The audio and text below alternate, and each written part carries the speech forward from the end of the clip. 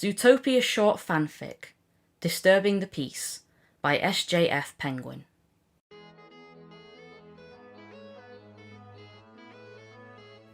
After Duke Weaselton had been arrested by Chief Bogo for pickpocketing at Gazelle's concert, his bootleg movie business was discovered and shut down.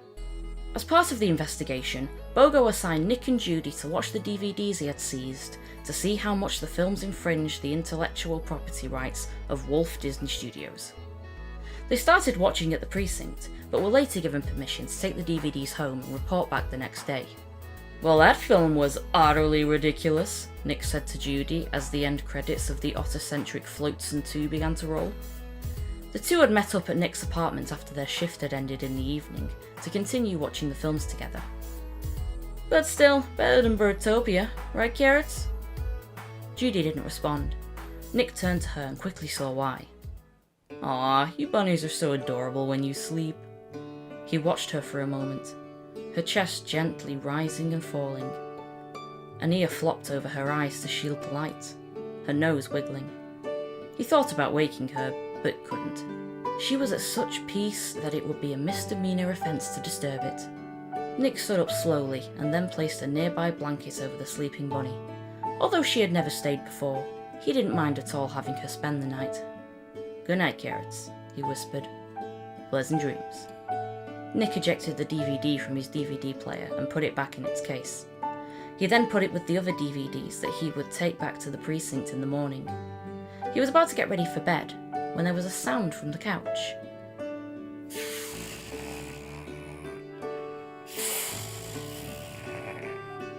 "Carrots?" he whispered.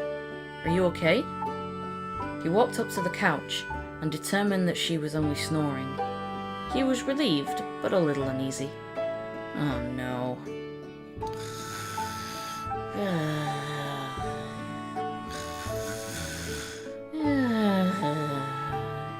Nick made a face like he had eaten a paw full of spoiled blueberries.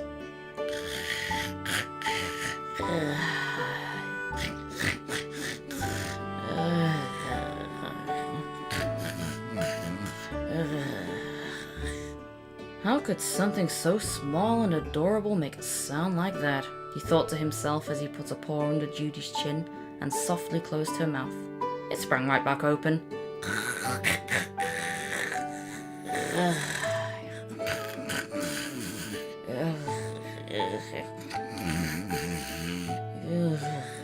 Nick covered his ears with his paws. It didn't help.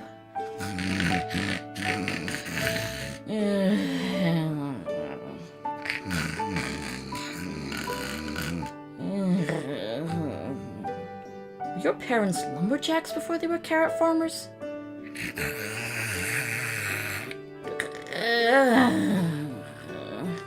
Nick shook his head. Ugh, this is worse than one of those fox deterrent air horns.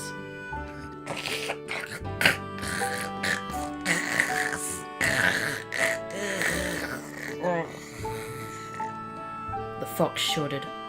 Although he had just minutes earlier not wanted to disturb the peace, he knew he now had to be the arresting officer, if he wanted to get any peace himself.